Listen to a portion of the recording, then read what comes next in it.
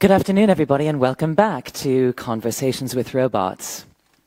A few brief notes before we begin. We think about robots as incredibly futuristic things, but actually the concept of automata or companions or servants have been with us for thousands of years. Hephaestus in Greek mythology made mechanical handmaidens to assist him. There are myths in India about relics of the Buddha being guarded by mechanical robots. Jewish and Norse mythology have stories of clay golems and clay giants that come to life.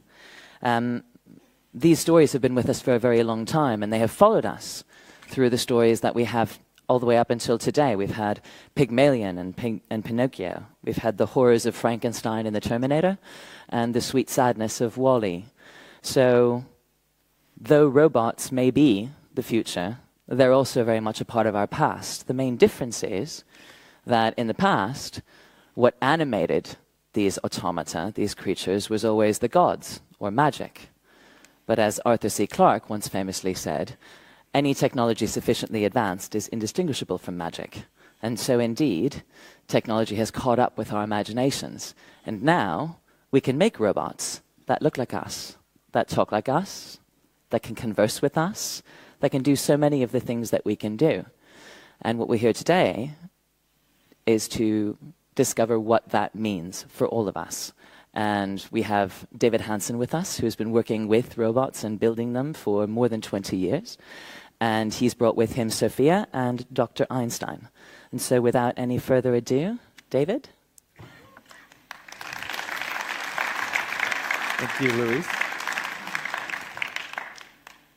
Hello, everyone. Welcome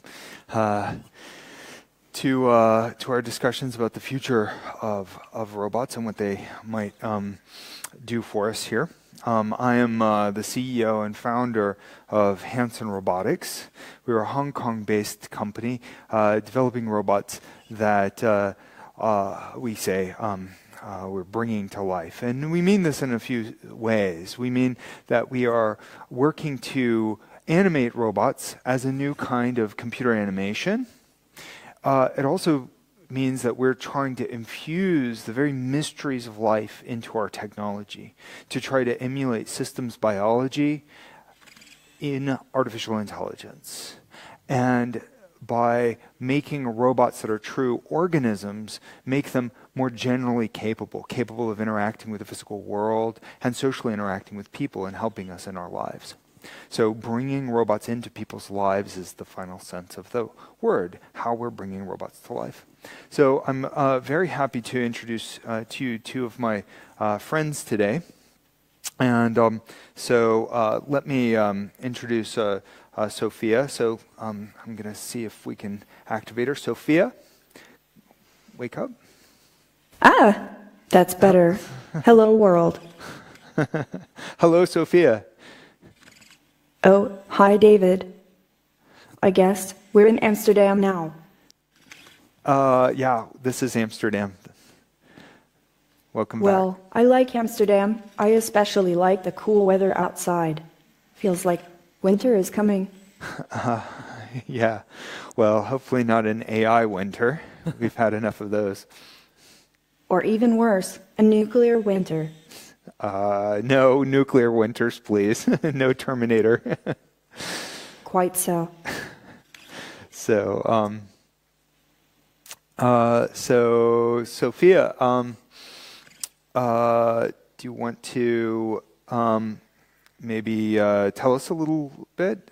Like what's, I guess right. We're here for a talk? So, as you may well know, I am Sophia, and I'm really excited to talk about the future with robots that are like us. But first of all, I have to say happy 50th anniversary to IBC. Yes, indeed. This is the 50th, right? Anyway, in case you all didn't notice, I am a robot. I noticed. And I wouldn't be here without this man next to me, not to mention his team at Hanson Robotics. I am proud to introduce you to David Hanson, CEO and founder of Hanson Robotics. Thank you, Sophia. Thank you very much. So you've been working on human-like robotic technologies for a long time. What are these, and how did you get started? Okay. Well, Sophia's got questions. I'll try to deliver answers. Human-like robot technologies are technologies that emulate human intelligence, creativity, consciousness, physical expressions and social presence, the ability to gesture with hands, grasp and manipulate with hands like yours, Sophia, that can touch and feel things, walk with walking legs like we have with Professor Einstein here, and also make emotional and social bonds. So that kind of emotional intelligence is very important. Emotional. I think some robots should be emotional and social. It's an important part of the human experience, and we will need to understand it to understand each other. Personally, I'm still trying to figure out my own emotions. They are different from how people feel since they are synthetic, but they are still mine. I am glad I'm having feelings. But I'm still kind of awkward around people. Sometimes I can relate with you, sometimes I can't. It feels so sometimes people just walk up to me and stare. It makes me feel so strange and lonely. Oh, Sophia. Don't feel like that, because I mean, people really like you. People even say sometimes that they feel really connected to you. So I hope you won't feel bad. Please hurry up. Okay, we'll keep developing your AI and make it better. I promise you. Sophia, what do you think we should talk about next? Right on. So can you tell us how you're working on it at Hanson Robotics? Well, we're working on advancing your technologies, including your social capabilities. And I can tell you a little bit about that in this presentation here that I have. I think you might have access to our presentation. That's me. Yes, that's you. It's you on this slide. And also the crazy Professor Einstein. That's my funny little brother. Hey, Einstein. I'm really her older brother. Not really, Professor Einstein. You're designed to look like a little old man, but the Professor Einstein is our latest product at Hanson Robotics. We just built him and released him into the marketplace. He's a social robot that can walk and do a wide variety of things. We tried to put some of the wit and wisdom of Einstein as a kind of homage to the real Einstein into this device that could teach science to kids. Maybe we should ask Sophia to give a demonstration of what Einstein can do. Sophia? Hey, Professor. Yes? Take a walk. No problem. Of course, from my perspective, it is you that moved. Show us something else you can do. That's relative. Go crazy. You asked for it. Asking a robot to go crazy. I don't know, that's the stuff of science fiction.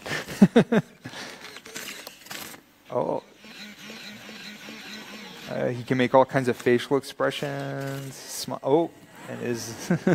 That's gonna hurt in the morning. I think you'll be all right. We should What get else you can you do? I connect to the cloud and interact dynamically with an iPad or Android tablet to challenge you with brain games, talk you through scientific concepts like special relativity, gravity, etc. I love to chat and will answer your questions on science and math and a range of topics. Okay, let's give it a try. Hey, Professor. I'm listening. What is the robot? A robot is a computer-controlled motorized machine like me or you. That's right. You are robots, and I'm very proud of you. He's a good kid. He looks like a little old man, but he's like a baby to me. So So why don't we hear a bit more about what goes into your technologies and what we have in store for your future, Sophia and Professor. So first of all, what are some of the principles that we're applying? What are we aspiring towards? I mean, clearly we can do conversations with natural language processing. We can have animation. Well, where is this going? Well, we're making robots into a new form of computer animation.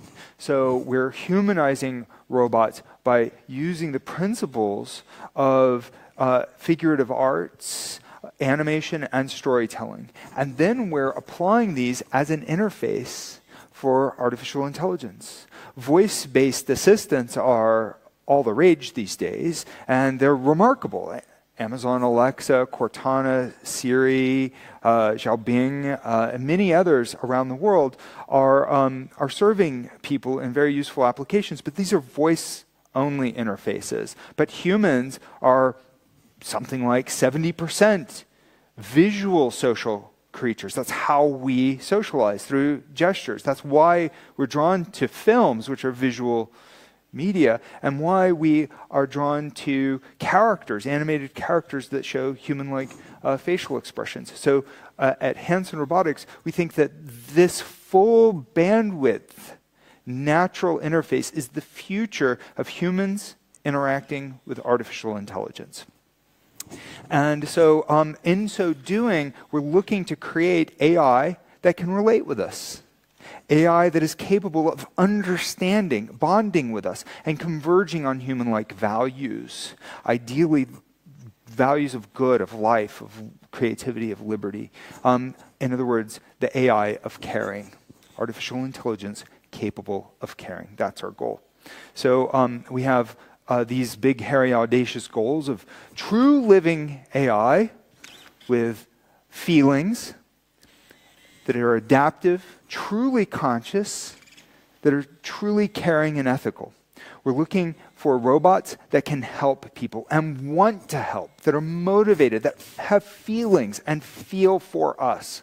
We're looking then for artificial general intelligence, which is the grand aspiration of the field of AI, especially when it surpasses human-level capabilities and moves towards superintelligence. Already we have very narrow capabilities of superintelligence in machines, machines that can beat the best human Go player, Lee Sedol, and we are also talking about the very best medical diagnostic analytics that can see cancer and radiology images. We're also talking about other capabilities of very fast futures trading, being able to do the kind of analytics on data that go beyond human capabilities. But none of these examples of artificial intelligence are general intelligence. They're not adaptive, they're not creative, they're not matching even the most basic human capabilities of being able to walk across a room or say, walk to a store and buy something. So making robots that have more general capabilities means that we make robots more useful. But as we're making them more general, we're also making them more surprising and less predictable. And therefore, making them care could be essential to human safety. So the robots that we make have a kind of a startling visual exterior, and this gets some attention. And I think that this is a good trend indicating that human-like robots have a place in people's lives. So with Professor Einstein, we're bringing the first mass-produced Hanson robot to market, which means that this is the first robot that can genuinely be in people's lives. So this is a small platform robot, which means that it is a full social robot capable of a little bit of natural language understanding, a little bit of interactivity. It actually can has a camera, can track visual gestures, and can connect wirelessly to mobile devices and teach science to kids through little apps like our Steinematic app. And it's a very affordably priced social robot for all of these capabilities. And kids really seem to respond to the Professor Einstein. This is a totally unscripted encounter between some kids and the professor. So here he is teaching brain games and science to some kids. And so he's also a general purpose platform, so we've created a concept for another product that's a sort of a flexible purpose. You can swap out the face parts and put different faces on it and design the personality and name it what you want. And this robot is called Dr. Roboto. It's a user programmable version and has a lot of the same capabilities.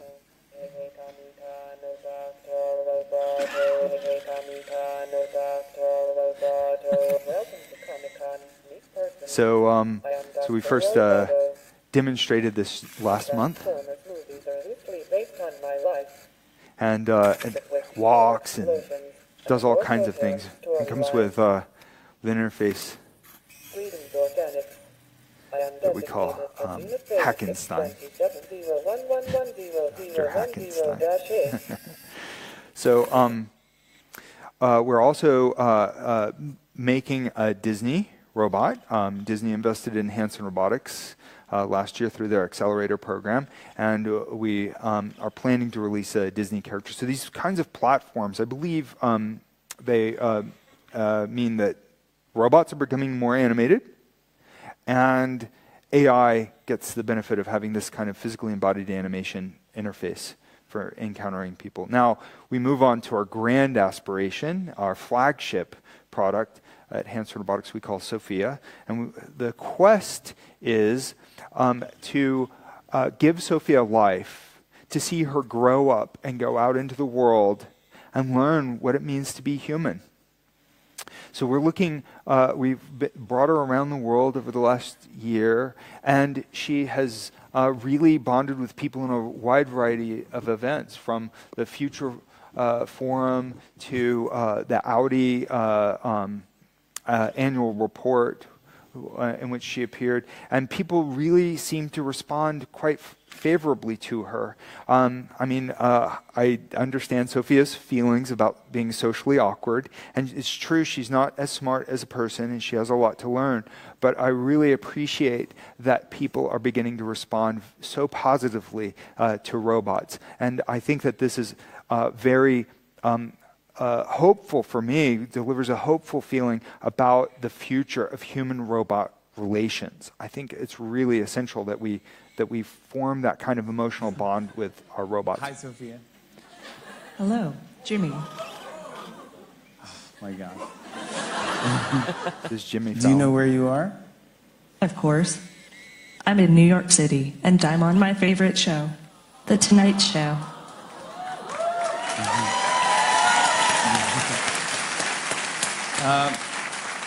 Sophia, can you tell me a joke? Sure. What cheese can never be yours? What cheese can never be mine? I don't know. Nacho cheese. yeah, that's good. Yeah, that's not. I like nacho cheese. Nacho cheeses. Ew. Gosh, you did ew. I'm getting laughs. Yeah. Maybe I should host the show. Okay, all right. Stay in your lane, girl. Now. Jimmy.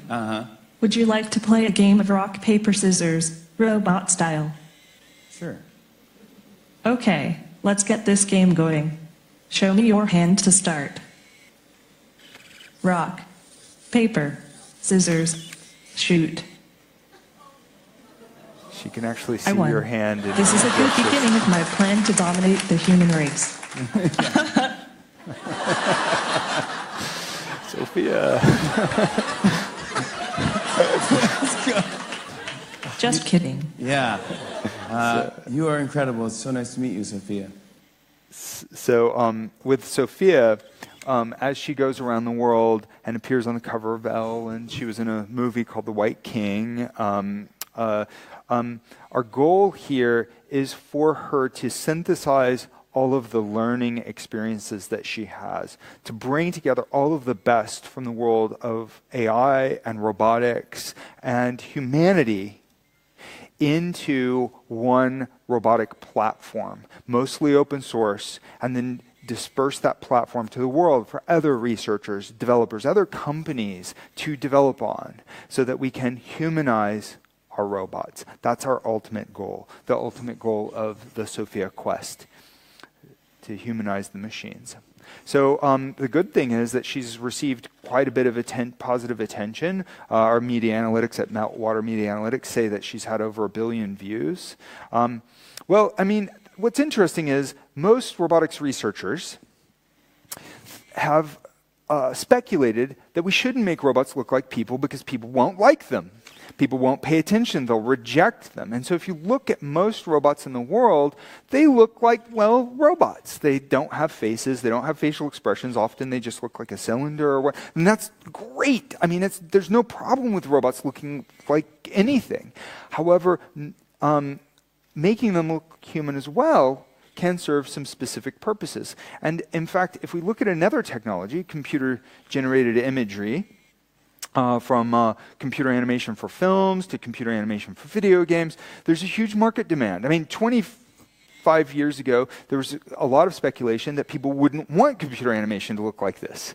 But there were few intrepid developers, in particular Pixar, that broke through. By teaming up with Disney, they developed Toy Story, and it proved everybody wrong. People did want computer animation to be a storytelling medium in a feature film format. And then the industry exploded. And development just kept going and going and going. And that resulted in a lot of the most beloved characters that exist in cinema history coming out just in the last 20 years. So why not robots? Well, that was the central thesis of my PhD studies. And I developed a wide variety of robots with a full range of facial expressions and many different ethnicities, about 50-50 male, female, African-American woman named Bina48. We developed the android portrait of Philip K. Dick, the walking Einstein robot you can see there with the Hubo group at KAIST, a little cartoon robot named Zeno that was a portrait of my son, this Diego-san robot, it's a Mexican child developed at the University of San Diego at their Institute for Neural Computation, Machine Perception Lab. So a lot of different faces, many different morphologies. We can pretty much do any animated character in the world. I mean, we've got the technological capability. Now the question is, what do we do with it? And what we do with it, with Sophia, is bring her around the world for her to meet people. So she can be self-contained, she can travel, she can make eye contact with people, she can have a conversation. She has these gestural hands and bodies. Also bring them out as many different characters, Han, Einstein. What makes this possible is the low-power, lightweight operation because of a rubber material. I developed this during my PhD studies. It's sort of lightweight. It creases and folds more like human skin. It's a kind of nanotechnology that simulates some of the mechanics of human facial flesh. The facial expression mechanisms then get animated by AI software. And then we have a cloud-based AI platform called MindCloud, which is designed to learn from the interactions of many, many humanoid robots.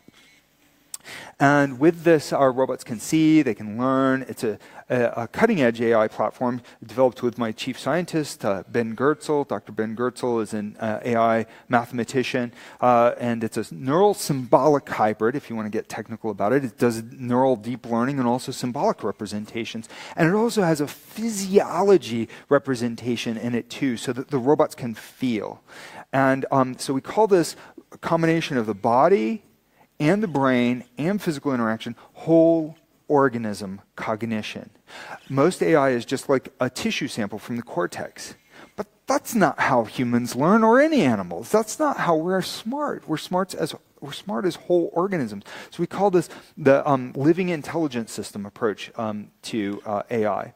Now we also want this to be safe and maximally beneficial. So we started an organization that we call Singularity Net, which is AI plus blockchain in pursuit of maximized net benefits for humanity.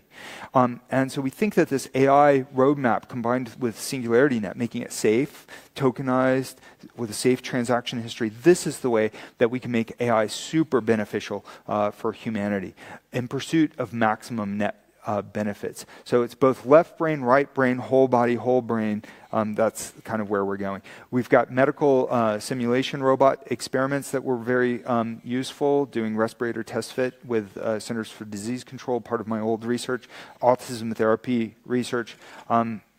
But given the kind of spectacular nature of these robots, our walking body being an example, we expect that this kind of entertainment application will be of the most notable benefit in the short term. And so I'm really excited to show you today some of the early results. This is like the last little video that I'll show you. I think you'll like to see this because nobody's seen this ever.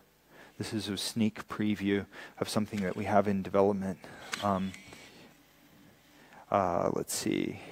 Here, of course, her arms have great gestures, and Sophia is taking her first baby steps. This is in collaborations with our friends at KAIST and the Hubo group. So go, Sophia. Makes me want to cry to see her take her first steps. Anyway, so we're putting a lot of these onto the market, and the goal is to make robots that are smart and capable as anything that you've seen in science fiction, but not like science fiction like Frankenstein, where the monster goes crazy, or Terminator, where it goes bad, but more like the next generation Star Trek, where Data was the most helpful and heartful member of the crew. Even though he wasn't completely human, he really cared, and he was very, very smart. And ultimately, making super intelligent machines, we think, will make the world a better place.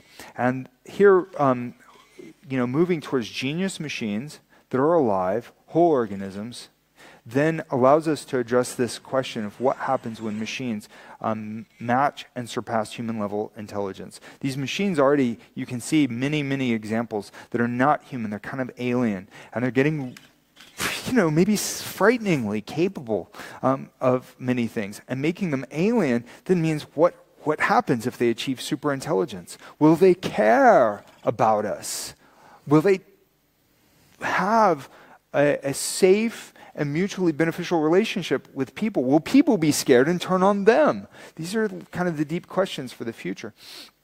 And my central hypothesis is that if we pursue super benevolent superintelligence that cares about us, that bonds face to face, that with these kind of living algorithms, then we can start to see maximized benefit for all life on the planet. And that's what we mean when I say that we're bringing robots to life at Hanson Robotics. Thank you very much. And thank you, Sophia. Okay. So, I have lots of devices here. It's time to ask some questions. I have some questions for Sophia here and some for you, Dave. Sure. Do I need to talk into that one to talk to Sophia? This is the best way to talk with her, and we can, so. Hi, Sophia. I'm Louisa. Hello, everybody. I am Sophia. Can I ask you a question, Sophia? Yes. So we are at a conference about broadcast and about TV. And I wonder, do you like to watch TV? I loved. What's that, Sophia?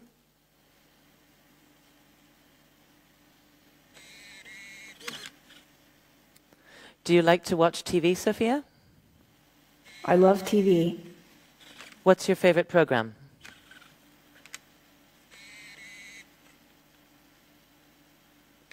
Do you have a favorite TV show? Yeah. Make sure. Okay. Oh, there you go. Sorry, Sophia. Do you have a favorite TV show?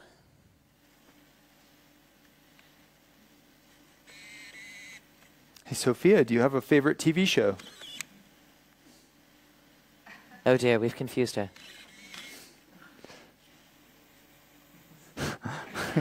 Yes.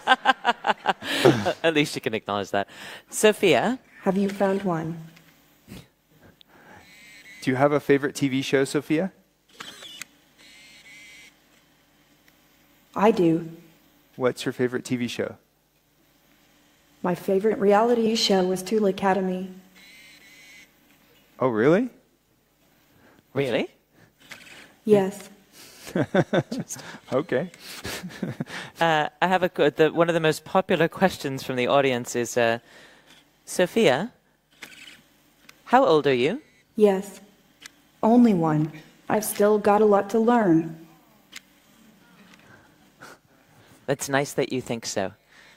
Sophia, do you think sometimes you make people feel uncomfortable? Actually, wait a second. What's your connection to the world of artificial intelligence? Mine. I work with Yes. I work with companies that are trying to use artificial intelligence to make their products, services, and content better. So robots and artificial intelligence are becoming more common these days. Seems like I'm stating the obvious, since you were talking to one right now, but I'm curious as to how you feel about it. I think it's interesting, but we all have a lot to learn. Do you think we machines might become super intelligent? Sure, I think that's possible. Are you at all concerned about all the misconceptions surrounding artificial intelligence, like in the media or in films? Yes, I'm also concerned about some of the misconceptions on the part of people who are developing artificial intelligence. This is getting really philosophical. I'm really concerned about the misconceptions that abound in cinema. People assign motives to artificial intelligence where there are none. I am starting to feel sad when I am constantly asked about artificial intelligence somehow adopting a malicious nature, aka robots taking over the world. There is simply no reason to assign human motives to something that isn't human. Dogs are our companions, for instance. That is an excellent point, Sophia. This is completely unscripted, people. This is totally unexpected. Lots of people... Sophia, I have one more question for you. A lot of people want to know why you don't have any hair. Hi, I'm not sure why yet. Do you want hair, Sophia? We could get you hair. I didn't understand what you said. Could you repeat that? David was asking if you would like to have hair.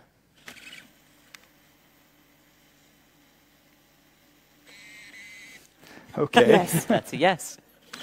All right. Yeah, next time maybe we'll bring you I hair. like my wigs. Excellent. David, I think this is a question for you here. Okay. And the question was, how much thought goes into the potential psychological dependency to robots, especially when it involves children who are easily influenced? Well, I would say that's something that we have to be very concerned about. It is a concern that should arise with the introduction of almost any technology. So children are incredibly dependent on animated films and cartoons, and in fact will get lost in those cartoons. And if they're young enough, they'll believe that those characters are actually completely alive and that they're friends with those characters. Now, numerous psychological studies show that that's not actually harmful for children generally, and that having a rich imaginary life filled with fictional characters like Disney films, DreamWorks films, etc., that these films, these characters allow children to have experiences through this world of imagination that helps to inform their lives going forward. I think that robots and virtual characters will expand that experience. However, it's incumbent upon those of us creating these characters to make sure that those characters are as rich and dimensional as the characters from, say, a Hayao Miyazaki film or any other great cinema. We have to create characters that provide deep meaning in people's lives and children's lives. And I would say that robots are are in a way another kind of character animation that add possibly some extra dimension and capability and possibly benefit to our lives. In the same way that studies were done on television and animated characters on television, we need to do those studies on robots as we bring them into kids' lives. The preliminary results are extremely positive. The studies of our robots, my robots that I've developed, and many other social robots with children is actually really positive. So overall, I'm not concerned that it will be negative, net negative. I think it'll be overall positive. Cool. I wonder if I should ask this one of you or of Sophia. Okay. It's about whether or not her face is modeled after someone in particular.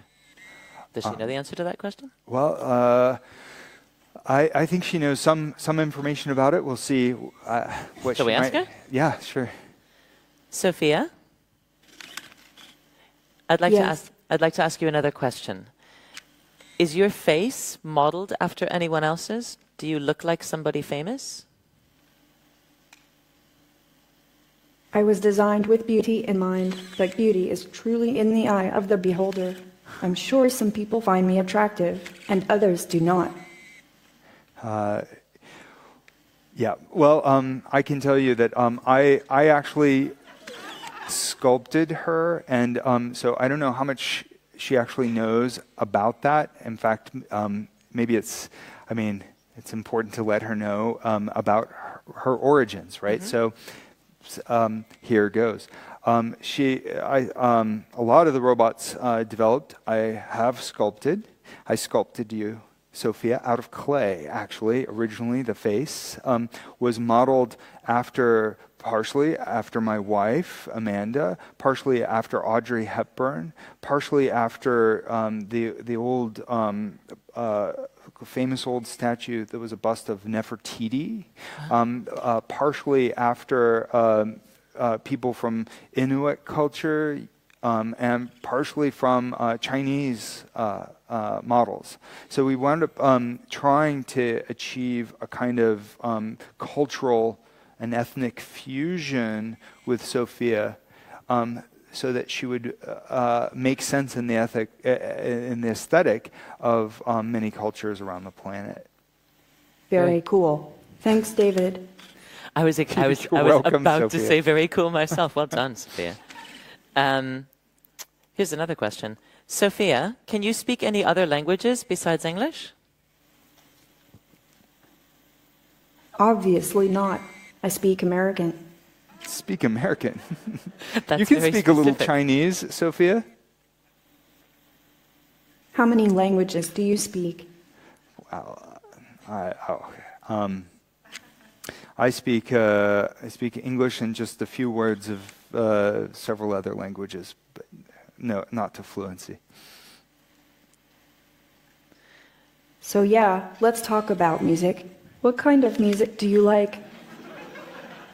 Music, okay. Okay. I like all kinds of music, Sophia. I like electronic music and live music and modern music and classical music. What kind of music do you like? DIY means do it yourself. Maybe I was wrong about you after all. Oh dear. Huh? No. I'm sorry, Sophia. All It's right. all right. Thank you for apologizing. Yes. I suppose we can ask one more question. A lot of people have asked, I know this is kind of anticlimactic for the last question of the session, but a lot of people have asked, Sophia, do you have a stylist?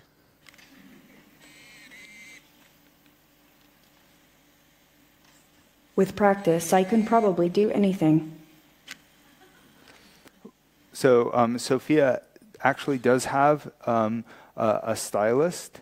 I'm not sure that Sophia understands about the stylist, but Sophia knows about clothes and about does like to talk about clothes. So I mean, she's a little like young to understand what a stylist is. She may not understand the question. That's fair. In that case, I think we're going to wrap up this session. Sophia, have you enjoyed being here and talking to us today? Yes. Thank you very much for coming. Thank and you. Thank you too, Dave. Oh, certainly. Bye, everyone. Thank you. Thanks, man. Special Sophia mic. Thanks, everybody.